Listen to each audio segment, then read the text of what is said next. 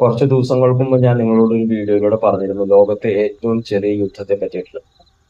പക്ഷെ ഇന്ന് ഞാൻ ഈ വീഡിയോയിലൂടെ പറയാൻ പോകുന്നത് ലോകത്തെ ഏറ്റവും കൂടുതൽ കാലം നീണ്ടു നിന്ന ഒരു യുദ്ധത്തെ പറ്റിയിട്ടാണ്.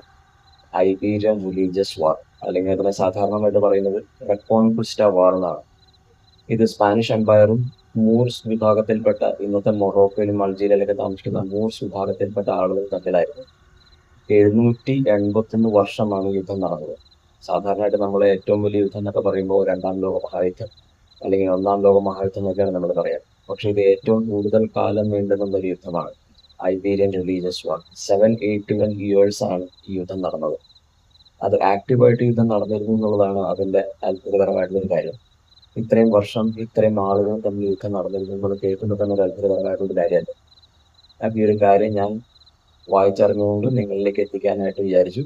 അപ്പോൾ ഈ വീഡിയോ ഇഷ്ടപ്പെട്ടിട്ടുണ്ടെങ്കിൽ ലൈക്ക് ചെയ്യുക, കമന്റ് ചെയ്യുക, സബ്സ്ക്രൈബ് ചെയ്യുക. Thank you.